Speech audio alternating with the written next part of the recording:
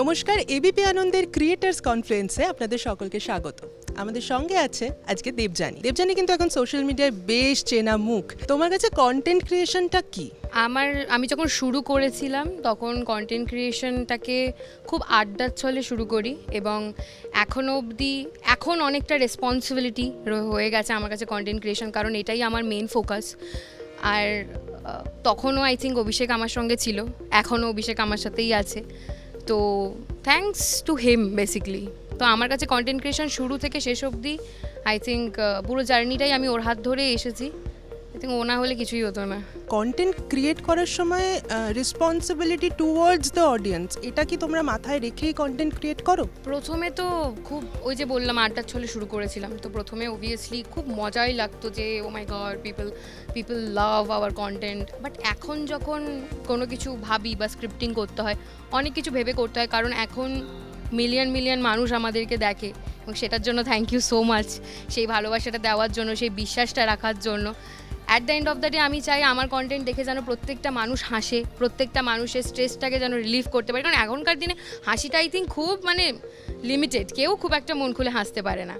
তো অনেকটা রেসপন্সিবিলিটির সাথে মজাটাকে মিলিয়ে সেটাই আপনাদের সামনে নিয়ে আসার দায়িত্বটা থাকে আমার আর অভিষেকের। আর সেটা যখন সাকসেসফুলি হয় তখন খুব ভালো লাগে। কিছু কিছু সময় হয়ে ওঠে না, আপ অ্যান্ড ডাউন সব জায়গাতেই রয়েছে, বাট হ্যাঁ রেসপন্সিবিলিটি এখন বেশি বেড়ে গেছে আগের থেকে, এটা তো সত্যি কথা। কন্টেন্ট যখন পিক করো কোন কোন বিষয়গুলো মাথায় রাখো? ভিউজ নাকি মানুষের ভালোবাসা, ভালো কমেন্ট, এগুলো কোনটাকে চুজ করো? ভিউজটা আই থিঙ্ক ভালো কন্টেন্ট হলে এমনি মানুষ লাইক করে, পছন্দ করে। আমরা প্রচণ্ডভাবে রিলেটেবল কন্টেন্ট বানানোরই চেষ্টা করি, যেটা দুটো মানুষের মধ্যে হয়ে থাকে যখন প্রথম স্টেজে তারা ভালোবাসার মধ্যে থাকে, বা তারপর যখন ঝগড়া, খুনসুটি, মারামারি, বাট এই যে ছেড়ে না যাওয়া একে অপরকে, এটাই দেখানো আমাদের উদ্দেশ্য।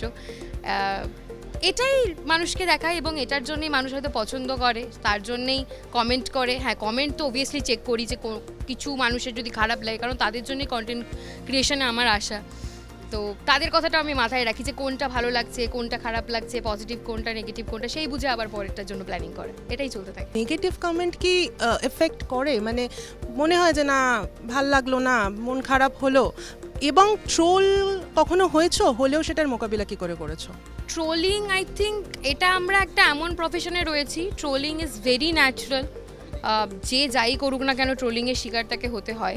আর ট্রোলিংটাকে খুব পজিটিভভাবেই নেওয়া উচিত, কারণ যারা আমার মনে হয় যে ট্রোলিং একটা সময় আমাকে প্রচণ্ডভাবে এফেক্ট করতো, কারণ যেটার সবথেকে প্রথম পয়েন্টেই মানুষের মাথায় আসতো যে বডি শেমিং, যে oh my god look at her, like ভালো লাগছে না, খুব বাজে লাগছে। তো আই থিঙ্ক এখন প্রত্যেকটা মানুষ এটা নিয়ে খুব ভুক্তভোগী যে সে কেমন দেখতে, তুমি রোগা না মোটা, তুমি কালো না ফর্সা। তো মানুষ যখন কিছু বলতে পারে না তোমার ট্যালেন্ট নিয়ে, তখন সে ট্রিগার করে যে তুমি খুব মোটা দেখতে, তোমার মাথায় খুব একটা ভালো চুল নেই। এটা প্রথম দিকে আমাকে খুব বাজেভাবে ইম্প্যাক্ট ফেলতো। আমার ক্যামেরায় আসা নিয়ে অনেকটা আমি ভয় পেতাম যে আমি আসবো কি আসবো না, কারণ আমার গালে you can see my acnes also, আর আমি আজকে হাইট করিও নি, আমার দরকার হয়নি করার। তো আমি এটাও অনেকবার ভিডিওতে বলেছি যে বি কনফিডেন্ট, তুমি যা পড়ছো, if you are confident it's enough.